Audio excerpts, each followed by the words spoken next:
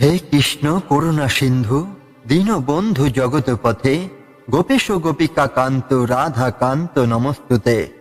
ওং শ্রী ভগবতে বাসুদেবায় নমঃ। শ্রীকৃষ্ণের কৃপায় আজকের জ্ঞানযজ্ঞে আপনাদের সবাইকে স্বাগতম। গীতা শুধু একটি শাস্ত্রই নয়, এটি আমাদের জীবনের পথপ্রদর্শক। শ্রীমদ্ ভগবদ গীতার প্রতিটি শ্লোক আমাদের আত্মজ্ঞান, কর্ম ও ভক্তির গভীর শিক্ষা দেয়। আজ আমরা প্রবেশ করতে চলেছি গীতার চতুর্থ অধ্যায়ের অর্থাৎ জ্ঞানযোগের এক গুরুত্বপূর্ণ অংশে, যেখানে শ্রীকৃষ্ণ যজ্ঞ, সংযম ও আত্মশুদ্ধির গুরু অর্থ ব্যাখ্যা করছেন। এই অধ্যায়ের প্রতিটি শ্লোক আমাদের জীবনকে এক মহাযজ্ঞে রূপান্তরিত করার শিক্ষা দেয়। কিভাবে আমাদের ইন্দ্রিয়গুলো নিয়ন্ত্রণ করা যায়, কিভাবে নিষ্কাম কর্মের মাধ্যমে মুক্তি লাভ করা যায়, কিভাবে সংযম ত্যাগ ও জ্ঞান আমাদের কলুষ মুক্ত করে। আজ আমরা ২৬ থেকে ৩০ নং শ্লোক আলোচনা করব, যেখানে শ্রীকৃষ্ণ আমাদের শেখাচ্ছেন সংযমের আগুনে ইন্দ্রিয় ত্যাগ, কর্ম ও জ্ঞানের সংযোগ, প্রাণায়ামের মাধ্যমে মন ও শরীরের শুদ্ধিকরণ, ত্যাগের দ্বারা আত্মশুদ্ধি ও মোক্ষের পথ। ব্রহ্মার্পণং ব্রহ্ম হবে ব্রহ্মজ্ঞানী ব্যক্তি, সমস্ত কর্মকে পরমাত্মার উদ্দেশ্যে উৎসর্গ করে এটিই প্রকৃত যজ্ঞ। আজকের এই বিশেষ পর্বে আমরা শুধু শ্লোক পাঠ করব না, বরং এর গভীর ব্যাখ্যা করব, বাস্তব জীবনের উদাহরণ দেব এবং বুঝব কিভাবে এই জ্ঞান আমাদের জীবনকে পরিবর্তন করতে পারে। তাহলে আসুন শুরু করি আজকের গীতা যজ্ঞ। গীতার চতুর্থ অধ্যায়ের ২৬ নম্বর শ্লোকটি হল সহস্রাদিনীন্দ্রিয়াণ্যে সংযমাগ্নিষু জুহতে শব্দাদীন বিষয়ানন্য ইন্দ্রিয়াগ্নিষু জুহতে।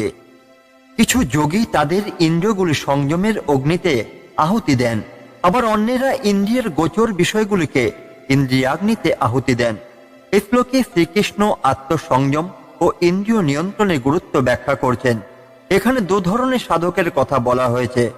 কিছু সাধক বা যোগী তাদের শ্রবণ, দৃষ্টিশক্তি, স্পর্শ, স্বাদ এবং ঘ্রাণের মতো ইন্দ্রিয়গুলোকে সংযমের মাধ্যমে নিয়ন্ত্রণ করেন।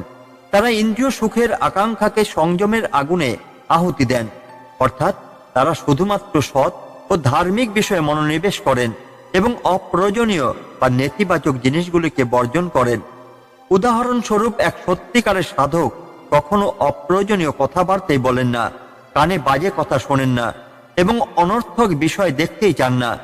আরেক দল সাধক ইন্দ্রিয়দের মধ্যে পবিত্র, ইন্দ্রিয় গোচর বিষয়গুলোকে সমর্পণ করেন, অর্থাৎ তারা শ্রবণ, দৃষ্টিশক্তি ইত্যাদির দ্বারা উপযুক্ত জ্ঞানের আহরণ করেন এবং সেই বিষয়গুলোকেই তাদের সাধনার পথে উৎসর্গ করেন। তারা শ্রীকৃষ্ণের বাণী ও গীতার শ্লোক শ্রবণ করে ঈশ্বরের রূপ ও মহিমা দর্শন করেন এবং তাদের সমস্ত ইন্দ্রিয়কে সৎ কাজে নিযুক্ত করেন। ধ্যানী যোগীরা ইন্দ্রিয় সংযমের মাধ্যমে মোক্ষের পথে এগিয়ে যান। মহর্ষি পাতঞ্জলি তা যোগসূত্রে বলেছেন, যোগশ্চিত্ত বৃত্তি নিরোধ, অর্থাৎ ইন্দ্রিয় ও মনকে সংযত করে স্থির করাই নামই যোগ। একজন ব্রহ্মচারী বা সন্ন্যাসী যখন অপ্রয়োজনীয় বিষয় থেকে নিজেকে দূরে রাখেন, তখন তিনি সংযমাগ্নিতে ইন্দ্রিয়ের আহুতি দিচ্ছেন। এক ভক্ত তার চোখের মাধ্যমে কৃষ্ণের মূর্তি দর্শন করেন, কানে ভগবানের নাম শোনেন, মুখে ভগবানের নাম কীর্তন করেন এবং সেইভাবেই ইন্দ্রিয়দের শুদ্ধ পথে পরিচালিত করেন। একজন কীর্তনীয় বা ভগবানের দাস যখন ভগবদ গীতা পাঠ করে এবং প্রচার করে, তখন তিনিও এই শ্লোকের অন্তর্নিহিত তাৎপর্য অনুসরণ করেন। বর্তমানে আমরা চারপাশে প্রচুর বিভ্রান্তিকর এবং অপ্রয়োজনীয় বিষয়ের সম্মুখীন হই। অপ্রয়োজনীয় গসিপ, অশ্লীল কন্টেন্ট, অপ্রয়োজনীয় তথ্য ইত্যাদি। এগুলো থেকে মুক্ত থাকতে হলে আমাদের উচিত সংযমের মাধ্যমে নিজেদের ইন্দ্রিয়কে নিয়ন্ত্রণ করা। আমরা যদি আমাদের চোখ, কান, মুখ, মন সবকিছুকে ভালো কাজে ব্যবহার করি, যেমন শ্রীকৃষ্ণের নাম স্মরণ, ধর্মগ্রন্থ পাঠ, মানব সেবা, তাহলে আমাদের জীবন শুদ্ধ হবে এবং পরমাত্মার সাথে সংযুক্ত হওয়ার পথ সুগম হবে। এই শ্লোক আমাদের শেখায় যে প্রকৃত জ্ঞানী সেই ব্যক্তি যিনি বা ইন্দ্রিয় সংযমের মাধ্যমে আত্মনিয়ন্ত্রণ অর্জন করেন অথবা তার ইন্দ্রিয়কে সৎ কাজে নিবেদিত করেন। শ্রীকৃষ্ণ আমাদের এই দুটি পথই দেখিয়েছেন। কোনটি বেছে নেব তা আমাদের উপরই নির্ভর করে। তাই শ্রীকৃষ্ণের এই উপদেশ অনুসরণ করে আমাদের উচিত ইন্দ্রিয় সংযমের মাধ্যমে আত্মশুদ্ধির পথে এগিয়ে যাওয়া। সর্বানিন্দ্রিয় কর্মাণি প্রাণ কর্মাণি চাপরে আত্মসংযম যোগাগ্ন জুহুতি জ্ঞান দীপিতে। কিছু সাধক তাদের সকল ইন্দ্রিয় এবং প্রাণের কর্মকে আত্মসংযমে যোগাগ্নিতে আহুতি দেন, যা জ্ঞানের দ্বারা দীপ্ত। এ শ্লোকে শ্রীকৃষ্ণ আত্মসংযম ও যোগের উচ্চ স্তরের একটি দর্শন ব্যাখ্যা করছেন। এখানে বলা হয়েছে যে কিছু সাধক বা যোগী কেবল ইন্দ্রিয় সংযম করে থেমে থাকেন না, বরং তারা তাদের সমস্ত কার্যকলাপ, শ্বাস প্রশ্বাস সহ শরীরের সব কর্মকেই আত্মসংযমে যোগ অগ্নিতে নিবেদিত করেন। এই শ্লোক বোঝার জন্য আমরা তিনটি মূল বিষয় বিশ্লেষণ করব। আমাদের পাঁচটি জ্ঞানেন্দ্রিয়, চোখ, কান, নাক, জিহ্বা, ত্বক, এবং পাঁচটি কর্মেন্দ্রিয়, হাত, পা, জিহ্বা, মলদ্বার এবং লিঙ্গ, ক্রমাগত বিভিন্ন কাজ করে চলেছে। সাধারণ মানুষ এসব ইন্দ্রিয়ের দ্বারা বাইরের জগতের প্রতি আকৃষ্ট হয় এবং কাম, ক্রোধ, লোভ ইত্যাদি দ্বারা পরিচালিত হয়। কিন্তু এক যোগী তার সমস্ত ইন্দ্রিয়ের কার্যকলাপে সংযমের মাধ্যমে নিয়ন্ত্রিত করে এবং সেগুলোকে ঈশ্বরের সেবায় নিবেদিত করেন। প্রাণ বলতে এখানে শ্বাস প্রশ্বাস এবং শরীরের ভেতরকার শক্তিকে বোঝানো হয়েছে। যোগীরা প্রাণায়াম ও ধ্যানের মাধ্যমে নিজেদের শ্বাস প্রশ্বাস নিয়ন্ত্রণ করে, ফলে তাদের চিত্ত শুদ্ধ হয় এবং মোক্ষের পথে এগিয়ে যায়। শাস্ত্রে বলা হয়েছে নিয়ন্ত্রিত শ্বাস প্রশ্বাসের মাধ্যমে ইন্দ্রিয় নিয়ন্ত্রণ করা সম্ভব। সাধকের জ্ঞান যখন তীব্র হয়ে ওঠে তখন তা যেন এক দীপ্ত আলোর মতো হয়ে যায়, যা সমস্ত অন্ধকার দূর করে। আত্মসংযমের দ্বারা তিনি সমস্ত কার্যকলাপকে পরমাত্মার উদ্দেশ্যে নিবেদিত করেন। একজন যোগী যখন ধ্যান করেন তখন তিনি তার ইন্দ্রিয়ের সমস্ত কর্মকাণ্ড নিয়ন্ত্রণ করেন। চোখ খুলেও কিছু দেখেন না, কারণ তার দৃষ্টি ভগবানের প্রতি নিবিষ্ট। কানে সব শুনতে পেল, কেবল সৎ ও ধর্মীয় কথাগুলোতে মনোনিবেশ করেন। জিহ্বা দিয়ে শুধু ভগবানের নাম উচ্চারণ করেন, নাক দিয়ে শুধু প্রাকৃতিক শুদ্ধ বাতাস গ্রহণ করেন এবং গন্ধের প্রতি আসক্তি থাকেন না। এক ভক্ত যখন কৃষ্ণের সেবা করেন তখন তিনি তার সমস্ত ইন্দ্রিয় কর্ম ও প্রাণের কর্ম কৃষ্ণকে উৎসর্গ করেন। যেমন শ্রী চৈতন্য মহাপ্রভু বলেছেন যে আমাদের জিহ্বা দিয়ে কেবল ভগবানের নাম কীর্তন করাই উচিত, কান দিয়ে ভগবানের লীলা শ্রবণ করা উচিত এবং হাত দিয়ে ভগবানের সেবায় নিযুক্ত হওয়া উচিত। আধুনিক যুগে আমাদের চারপাশে অনেক বিভ্রান্তি রয়েছে যা আমাদের মনকে দূষিত করে। যদি আমরা আমাদের ইন্দ্রিয়গুলোকে শ্রীকৃষ্ণের চেতনার পথে পরিচালিত করি তাহলে আমরা ধীরে ধীরে যোগী হয়ে উঠতে পারব। প্রতিদিন ধ্যান, শাস্ত্রপাঠ, ভক্তি, সঙ্গীত, শ্রবণ এবং নৈতিক জীবনযাপনের মাধ্যমে আমরা এই শ্লোকের অর্থ অনুসরণ করতে পারি। এই শ্লোক আমাদের শেখায় যে প্রকৃত সাধক সেই যিনি তার সমস্ত ইন্দ্রিয় এবং শ্বাস প্রশ্বাস সহ সমস্ত কর্মকেই আত্মসংযমের মাধ্যমে নিয়ন্ত্রণ করে ভগবানের উদ্দেশ্যে উৎসর্গ করেন। শ্রীকৃষ্ণ আমাদের নির্দেশ দিচ্ছেন যে যদি আমরা আমাদের জীবনকে সংযম ও জ্ঞানের মাধ্যমে পরিচালিত করি তাহলে আমরা মুক্তির পথে অগ্রসর হতে পারব। তাই আসুন আমরা আমাদের সমস্ত ইন্দ্রিয়কে সংযত করে সৎ পথে পরিচালিত করে ভগবানের পথেই এগিয়ে যাই। দ্রব্য যজ্ঞাস্তপযজ্ঞা যজ্ঞ যজ্ঞাস্ত স্থাপরে শ্রদ্ধায় জ্ঞান যজ্ঞাশ্চ যতয় সংসিত্রব্রতা। কিছু সাধক দ্রব্য অর্থাৎ পদার্থ দান করে যজ্ঞ করেন, কিছুজন কঠোর তপস্যার দ্বারা যজ্ঞ করেন, কিছুজন যোগের দ্বারা যজ্ঞ করেন এবং কিছুজন শাস্ত্র অধ্যয়ন ও জ্ঞানের চর্চার মাধ্যমে যজ্ঞ করেন। যারা কঠোর ব্রত পালনে দৃঢ় প্রতিজ্ঞ। এই শ্লোকে শ্রীকৃষ্ণ বিভিন্ন ধরনের যজ্ঞ বা আত্ম উন্নতির পথ ব্যাখ্যা করছেন যা বিভিন্ন ধরনের সাধক অনুসরণ করেন। মূলত চারটি প্রধান যজ্ঞের কথা এখানে উল্লেখ করা হয়েছে। দ্রব্য অর্থ, বস্তু বা সম্পদ। কিছু মানুষ ভগবানের উদ্দেশ্যে বিভিন্ন দ্রব্য দান করেন, যেমন খাদ্য, বস্ত্র, অর্থ বা অন্য উপকরণ। দানের মাধ্যমে তারা নিজেদের পুণ্য সঞ্চয় করেন এবং আত্মোন্নতির পথে এগিয়ে যান। অনাথ ও দরিদ্রদের মধ্যে খাদ্য বিতরণ করা, মন্দির নির্মাণ বা ধর্মীয় কার্যকলাপের জন্য দান করা, গরিব ছাত্রদের শিক্ষার জন্য বৃত্তি প্রদান করা। তপ অর্থ আত্মসংযম, কঠোর সাধনা ও সংযম পালন করা। কিছু সাধক কঠোর ব্রত পালন করেন, যেমন নির্দিষ্ট সময় উপবাস, নির্জন ধ্যান বা কঠোর নিয়ম মেনে জীবন যাপন করা। গঙ্গা বা হিমালয়ে গিয়ে তপস্যা করা, নিরামিষ খাদ্য গ্রহণ এবং নিয়ন্ত্রিত জীবন যাপন। প্রতিদিন নির্দিষ্ট সময় ধ্যান ও প্রার্থনা করা। যোগীরা ধ্যান ও প্রাণায়ামের মাধ্যমে নিজেদের আত্মার শুদ্ধি সাধন করেন এবং ঈশ্বর প্রাপ্তির জন্য চেষ্টা করেন। এই যোগ সাধনার মাধ্যমে তারা মন, শরীর ও আত্মাকে সংযুক্ত করেন। প্রতিদিন ধ্যান ও যোগ ব্যায়াম করা, ইন্দ্রিয় সংযমের মাধ্যমে ভগবানের প্রতি মনোযোগ নিবদ্ধ করা, বিভিন্ন প্রাণায়াম ও কুণ্ডলিনী যোগ সাধন করা, সাধ্যায় অর্থশাস্ত্র পাঠ ও চর্চা আর জ্ঞানযজ্ঞ হল জ্ঞান অর্জনের মাধ্যমে আত্মশুদ্ধি। কিছু সাধক ধর্মগ্রন্থ পড়ে, অধ্যয়ন করে এবং তা প্রচার করে আত্মজ্ঞান লাভ করেন। প্রতিদিন গীতা, উপনিষদ, বেদ পাঠ করা, শাস্ত্র ব্যাখ্যা ও জ্ঞান আলোচনা করা, আধ্যাত্মিক শিক্ষার মাধ্যমে অন্যদের জ্ঞান দান করা। আমাদের প্রত্যেকেরই কোনো না কোনো পথ অনুসরণ করার সুযোগ রয়েছে। যদি আমাদের সম্পদ থাকে তবে তা দান করে সেবা করা যেতে পারে। যদি শারীরিক ও মানসিক সামর্থ্য থাকে তবে কঠোর তপস্যা ও আত্মসংযম পালন করা যেতে পারে। যদি আমরা ধ্যান ও যোগ অভ্যাস করি তবেই আত্মশুদ্ধির পথে এগিয়ে যেতে পারি। যদি আমরা শাস্ত্র পাঠ ও জ্ঞান চর্চা করি তবে আধ্যাত্মিক জ্ঞান অর্জন করতে পারি। আজকের ব্যস্ত জীবনে আমরা দান, তপস্যা, যোগ ব্যায়াম ও শাস্ত্র অধ্যয়নের মধ্যে থেকে অন্তত একটিকে বেছে নিয়ে আত্মোন্নতির পথে চলতে পারি।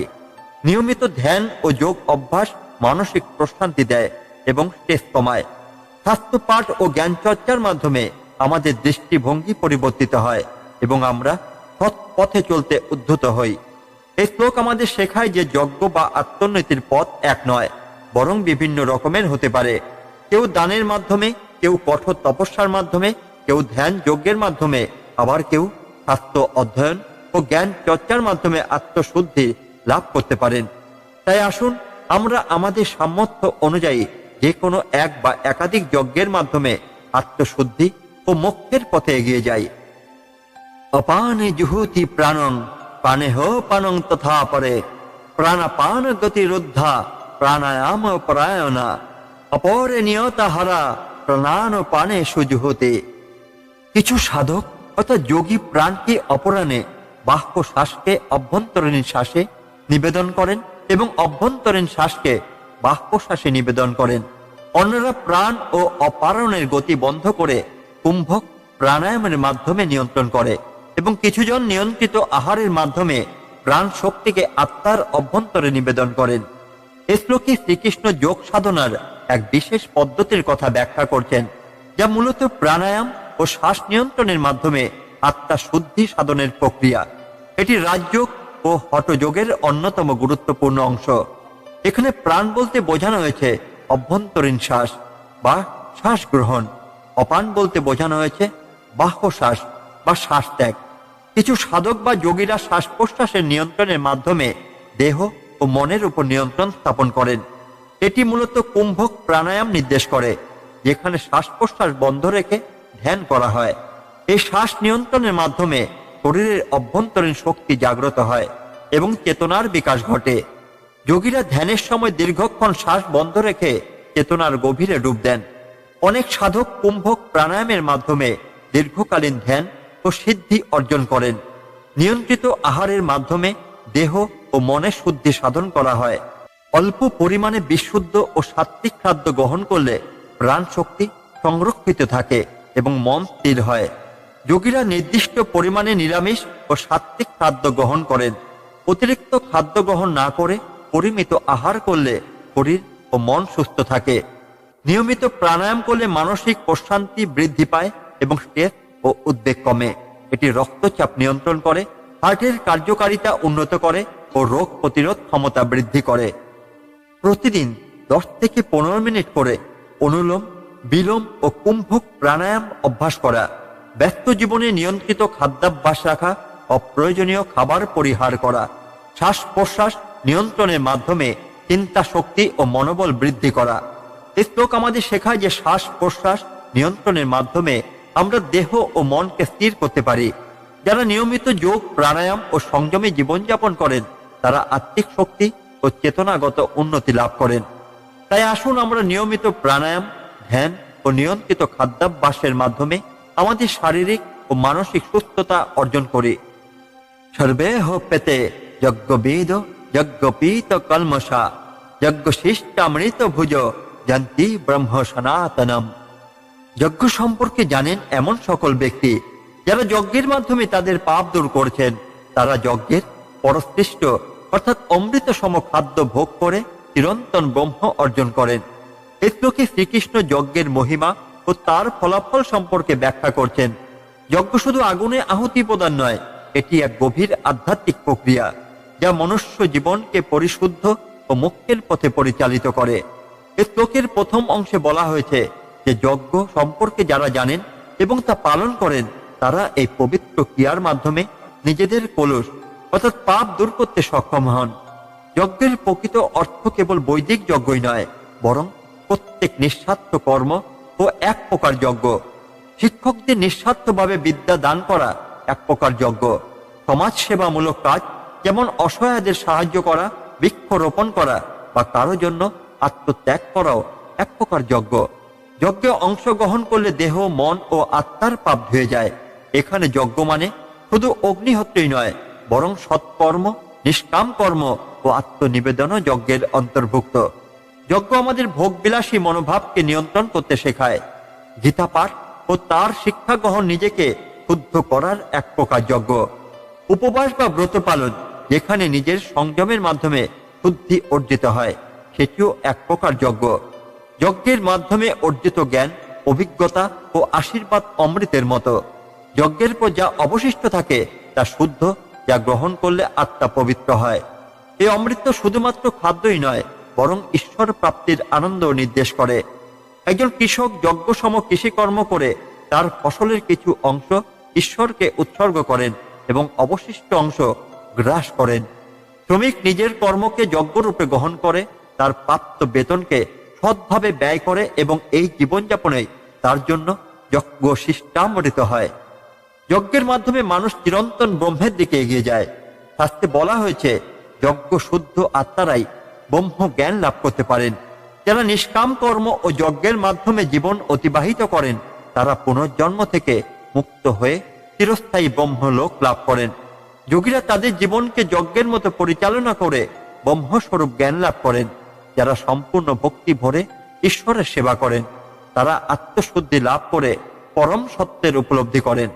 আজকের যুগে যজ্ঞ মানে শুধুমাত্র আগুনে আহুতি দেওয়া নয়, বরং প্রতিটি সদ্গুণের চর্চা করাও এক প্রকার যজ্ঞ। সৎকর্ম, দান, ভক্তি ও স্বার্থহীন সেবা যজ্ঞের অন্তর্ভুক্ত। গরিব ও অসহায় মানুষকে সাহায্য করা, প্রকৃতি রক্ষা করা ও পরিবেশ সংরক্ষণ করা, প্রতিদিন কিছু সময় ঈশ্বর চিন্তা, ধ্যান ও সৎকর্মে ব্যয় করা। এই শ্লোক আমাদের শেখায় যে যজ্ঞ বা স্বার্থহীন কর্মের মাধ্যমে আমরা নিজের কলুষ দূর করতে পারি এবং চিরন্তন ব্রহ্মের পথে অগ্রসর হতে পারি। যজ্ঞের মাধ্যমে আমরা আত্মিক উন্নতি লাভ করি এবং ঈশ্বর প্রাপ্তির পথে এগিয়ে যাই।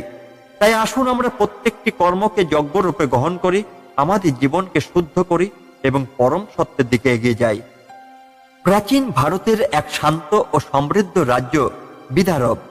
সেখানে এক প্রসিদ্ধ ঋষি বাস করতেন। তার নাম ঋষি দেবদত্ত।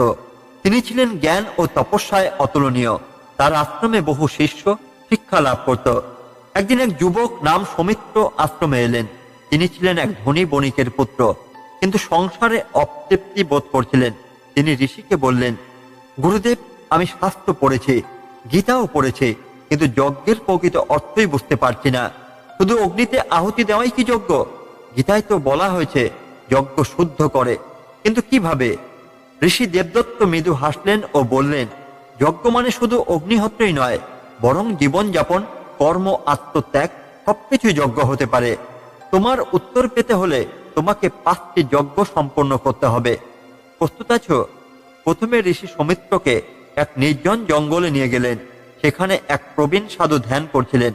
ঋষি বললেন, এর কাছ থেকে শিক্ষা গ্রহণ করো। সৌমিত্র কৌতূহল নিয়ে সাধুর কাছে গেল। তিনি দেখলেন সাধু চোখ বুজে ধ্যানে মগ্ন।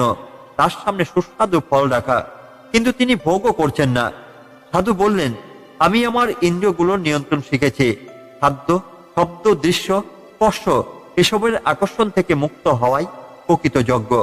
যখন আমরা সংযমের আগুনে ইন্দ্রিয় ত্যাগ করি, তখন মন শান্ত হয়, আত্মা মুক্ত হয়। তারপর ঋষি তাকে এক কৃষকের কাছে নিয়ে গেলেন, যিনি নিরলসভাবে চাষ করছিলেন। আপনি কেন এত কঠোর পরিশ্রম করেন? সৌমিত্র জিজ্ঞাসা করল। কৃষক বললেন, আমার কাজই আমার যজ্ঞ। এই ফসল শুধু আমার পরিবারের জন্য নয়, সমগ্র সমাজের জন্য। কৃষিকর্ম, শ্রম, শিক্ষাদান সবকিছুই এক একটি যজ্ঞ। আমরা যখন আমাদের কর্মকে পরমার্থে উৎসর্গ করি তখন সেটি যজ্ঞ হয়ে ওঠে। সৌমিত্র বুঝতে পারল, শুধু অগ্নিতে আহুতি দেওয়া নয়, বরং পরিশ্রম ও নিষ্কাম কর্মযজ্ঞ। তারপর ঋষি তাকে এক যোগীর কাছে নিয়ে গেলেন, যিনি গভীর প্রাণায়াম অনুশীলন করছিলেন। যোগী বললেন, প্রাণায়াম মানে শুধু শ্বাস প্রশ্বাস নিয়ন্ত্রণ নয়, বরং আমাদের জীবন শক্তিকে সঠিক পথে প্রভাবিত করা। যখন আমরা ইচ্ছা ও লোভকে নিয়ন্ত্রণ করি তখন আমরা প্রকৃত মুক্তি পাই। সৌমিত্র এবার বুঝতে পারল, নিয়ন্ত্রিত জীবনযাপনও এক প্রকার যজ্ঞ। শেষে ঋষি তাকে এক বৃদ্ধ নারীর কাছে নিয়ে গেলেন, যিনি প্রতিদিন গরিবদের খাবার দিতেন। নারী বললেন, আমি যা পাই তা ঈশ্বরেরই দান, এটি শুধুমাত্র নিজের জন্য রাখলে তা বৃথা। কিন্তু যখন আমি এটি অন্যদের দান করি তখন এটি সত্যিকারে যজ্ঞ হয়ে যায়। এই কথায় সৌমিত্রের মনে উদয় হলো, ত্যাগের মাধ্যমে আমরা সত্যিকারে শুদ্ধতা অর্জন করি। সব শিক্ষা সম্পন্ন হওয়ার পর ঋষি দেবদত্ত বললেন, সৌমিত্র, এবার বলো যজ্ঞের প্রকৃত অর্থ কি? সৌমিত্র মাথা নত করে বললেন, যজ্ঞ মানে শুধু অগ্নিতে আহুতি নয়, বরং ইন্দ্রিয় সংযম করা, নিষ্কাম কর্ম করা, জ্ঞান ও সাধনার দ্বারা আত্মাকে শুদ্ধ করা, ত্যাগ ও সেবার মাধ্যমে পরমার্থের দিকে এগিয়ে যাওয়া। ঋষি হাসলেন ও বললেন, এই শিক্ষা যদি হৃদয়ে ধারণ করো তবে তুমি সত্যিকারে যজ্ঞে। সৌমিত্র এবার শান্তি অনুভব করল, কারণ সে সত্যিকারে যজ্ঞের অর্থ উপলব্ধি করেছিল। জ্ঞান যোগের মাধ্যমে আমরা পাত্র জ্ঞান লাভ করতে পারি, সংযমের মাধ্যমে ইন্দ্রিয় নিয়ন্ত্রণ সম্ভব এবং পরমাত্মার প্রতি সমর্পণই আমাদের চূড়ান্ত মুক্তির পথ। আজ আমরা গীতার ৪র্থ অধ্যায়ের ২৬ থেকে ৩০ নম্বর শ্লোকের গভীর অর্থ অন্বেষণ করলাম। শ্রীকৃষ্ণ আমাদের শিখিয়েছেন সংযমের মাধ্যমে ইন্দ্রিয় ত্যাগের মহিমা, কিভাবে কর্ম, জ্ঞান ও ত্যাগের মাধ্যমে আমরা মুক্তি লাভ করতে পারি এবং কিভাবে প্রাণায়ামের মাধ্যমে দেহ ও মনকে শুদ্ধ করা যায়। যজ্ঞ শিষ্টামৃত ভুজ যান্তি ব্রহ্ম সনাতনম, অর্থাৎ যারা যজ্ঞের মাধ্যমে আত্মশুদ্ধি করেন তারা পরমাত্মার সঙ্গে একাত্ম হতে পারেন। আজকের পাঠ যদি আপনার ভালো লেগে থাকে তাহলে লাইক করুন, কমেন্ট করে আপনার মতামত জানান। আপনার উৎসাহ আমাদের নতুন নতুন বিষয় নিয়ে আসার অনুপ্রেরণা দেয়। পরবর্তী পর্বে আমরা গীতার আরো গভীর দর্শন নিয়ে আসব, তাই সঙ্গেই থাকুন। ধন্যবাদ। জয় শ্রীকৃষ্ণ।